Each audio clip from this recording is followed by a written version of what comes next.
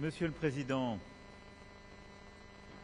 cher Volodymyr, Messieurs les ministres, Messieurs les ambassadeurs, Mesdames, Messieurs, en vos grades et qualités, je suis très heureux d'accueillir à nouveau à Paris le président Zelensky, 15 jours, jour pour jour, après sa précédente visite, et à un moment qui pourrait être décisif pour l'avenir de la paix en Ukraine et de la sécurité en Europe. En ce jour symbolique, 34 ans, jour pour jour, après le référendum d'indépendance, où partout en Ukraine, la population a voté librement pour être indépendante, y compris dans les territoires que certains voudraient aujourd'hui contester. Je veux ici d'abord témoigner au président Zelensky, à travers lui à toute l'Ukraine, tout notre soutien après les nouvelles frappes qui ont visé le pays, martyrisé la ville de Kiev, et je voudrais ici redire nos condoléances. Et après ces dernières heures, la frappe qui a touché Dnipro, là aussi en faisant plusieurs victimes civiles. Ce bilan est lourd, insupportable, et il dit aussi combien la Russie signe et aggrave un peu chaque jour le forfait de son agression, en contredisant les lois les plus fondamentales de l'humanité et du droit international. Au moment où on parle de paix, la Russie continue de tuer et de détruire. C'est évidemment une insulte au droit et un obstacle à la paix. Je voudrais aussi dire au président Zelensky tout mon soutien après 2 semaines qui ont été particulièrement denses et difficiles.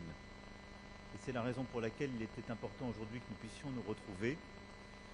Après les discussions qui se sont tenues à Genève, les discussions qui se sont tenues ces derniers jours à Miami, et après la réunion que nous avons tenue de la coalition des volontaires, à laquelle a été associé pour la première fois à nos côtés le secrétaire d'État américain Marco Rubio.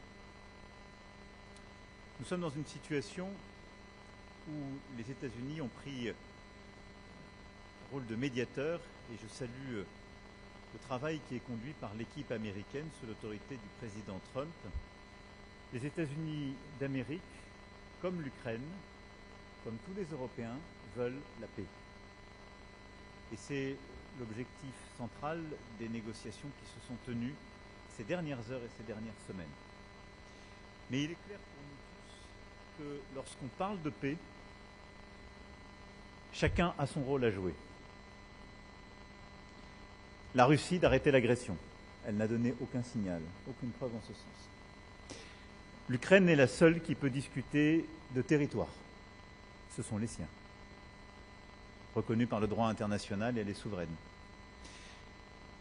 Quand on parle de garanties de sécurité, elles ne peuvent être discutées ou négociées sans que les Ukrainiens, dont c'est le territoire, soient autour de la table, et sans que les Européens et l'ensemble des alliés de la coalition des volontaires soient autour de la table, puisqu'il s'agit des garants et puisqu'il s'agit aussi de la sécurité du territoire européen. Lorsqu'on parle des actifs russes gelés, les pays concernés et l'Union européenne doivent être autour de la table, car ils en ont seuls compétence sur ce sujet. Et donc il est important sur chacun de ces points que les compétences soient bien respectées. Pour ce qui nous concerne, nous continuerons d'avancer sur ce qui relève de nous. Nous avons donc finalisé le travail sur les garanties de sécurité, comme je l'évoquais, importantes pour la sécurité des Européens, des Français et des Ukrainiens. Les prochains jours donneront lieu à des discussions essentielles entre les responsables américains et la coalition des volontaires pour préciser la participation américaine à ces garanties, conformément à ce que nous avons décidé la semaine dernière. En parallèle, des discussions seront engagées pour que la Russie puisse donner toute clarté aux médiateurs américains dans ce contexte sur sa volonté de paix. Je ne doute pas que nous resterons tous unis aux côtés de l'Ukraine, du respect du droit international, de la paix et de la sécurité pour notre Europe. Je le redis ici aussi avec beaucoup de force, dans ce contexte, notre volonté, et je souligne la coordination très étroite que nous avons avec les Britanniques et les Allemands, est évidemment de bâtir une paix juste et durable pour les Ukrainiens, le jour d'après le cessez-le-feu, et pour l'ensemble des Européens. À ce titre, après les échanges que nous avons eus ensemble avec le président Zelensky, nous avons pu nous entretenir à la fois avec les négociateurs sur place à Miami, mais aussi avec l'ensemble de nos partenaires européens pour prévoir les prochains jours et les prochaines semaines et que tout le monde soit pleinement tenu au courant des avancées. Ce déplacement est également l'occasion, et je finirai là-dessus, pour la France de réaffirmer son soutien à l'Ukraine face aux tentatives d'effacer son identité. La saison culturelle qui s'ouvre aujourd'hui, en la présence de la première dame d'Ukraine, que je remercie et qui était à nos côtés, et qui sera avec mon épouse ce soir pour l'ouverture de ces travaux, signe notre volonté d'œuvrer dans la durée ensemble pour cette culture ukrainienne et pour nos liens culturels.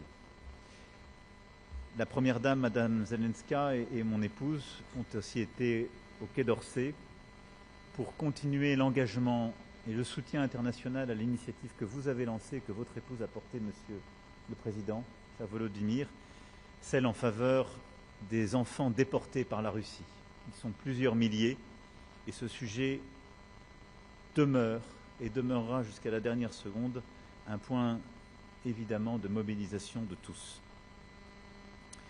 En tout cas, la rencontre d'aujourd'hui a permis de faire avancer la concertation entre tous les Européens, de coordonner aussi nos vues avec les négociateurs et de rappeler l'importance de la mobilisation de tous pour une paix juste et durable.